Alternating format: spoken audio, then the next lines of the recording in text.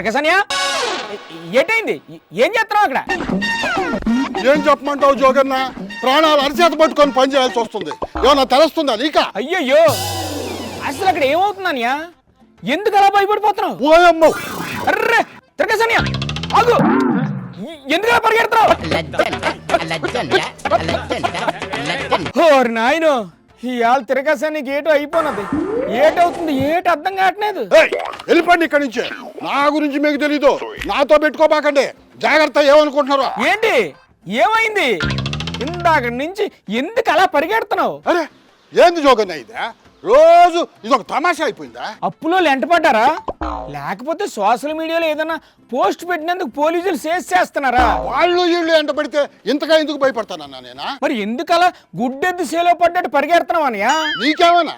నువ్వు స్టూడియోలో కూర్చొని వార్తలు చదివేసి వెళ్ళిపోతావు. నేను ఇట్లా ఫీల్డ్లోకి దిగి ఇన్వెస్టిగేటింగ్ జర్నలిజం చేసే నాలాంటి వాళ్ళ బాధలు నీకేం తెలుస్తాయనా? క్షణం భయంతో సస్తున్నావనా ఇక్కడ? అవునా? అసలు నువ్వు రిపోర్టింగ్ చేస్తున్నావా, ఎవరితో అయినా యుద్ధం చేస్తున్నావా? హరే రామా, మధ్యలో ఈ కర్రసాం ఏంటనయా?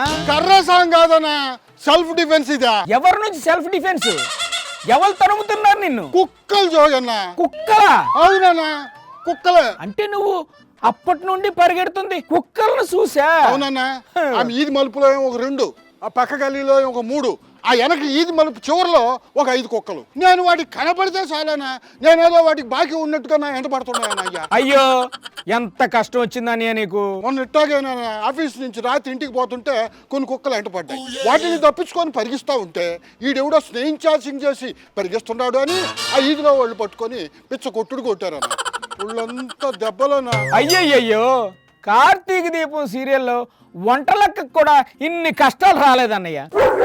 అదిగో జోగన్న, ఇందాక నేను ధనివుళ్ళ కుక్క, ఆ కుక్క పోయి మొత్తం దాని గాంగినంతా ఎంట పెట్టుకుని తీసుకొచ్చింది జోగన్న. అవన్నీ నా వైపు గుర్రుగా చూస్తున్నాయి జోగన్న.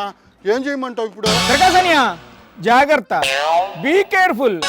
వాటికి దొరికావంటే ఏ కండకు పీకేస్తాయి. ఇప్పుడు ఎలా మరి? ఆ కుక్కల బారి నుంచి ఎలా తప్పించుకుంటావు?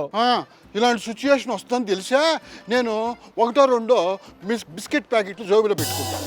అవి వస్తానే వాటికి వేసేస్తే అవి కాముగా తినేసి కూల్గా వెళ్ళిపోతాయి. అమ్మ తిరగాసనియా, చూడ్డానికి అలా కనిపిస్తావు గానీ నీకు కుక్కల కంటే ఎక్కువ తెలివితేటలున్నాయి.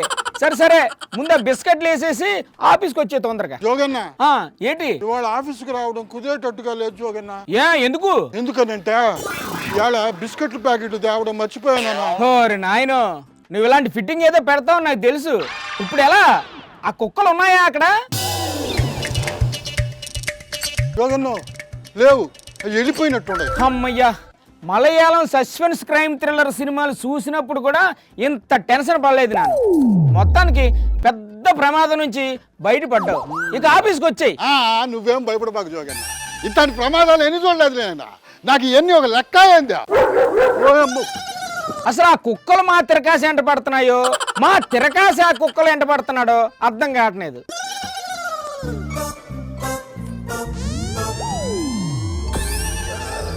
అయ్యో తిరకాసనియా, ఏటో అవుతారు. ఏమైంది? కుక్కలు కరిసాయా ఏంటి? లేదు జోగన్న, ఆ కుక్కలు తప్పించుకొని పరిగిస్తూ ఉంటే రోడ్డు పక్కన ఉండే డ్రైనేజీలో పడిపోయాను. ఆ డ్రైనేజీలోంచి బయటకు వచ్చి నన్ను చూసి ఆ కుక్కలు పారిపోయినాయనా? అయ్యో, ఏటన్నయ్యా ఇదంతా?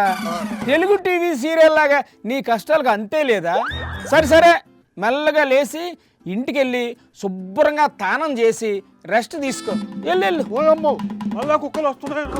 ఏంటో, మా తిరకాసు రిపోర్టింగ్ కోసం పోయిన ప్రతిసారి నాకు ఇక టెన్షన్తో బీపీ పెరిగిపోతుంది.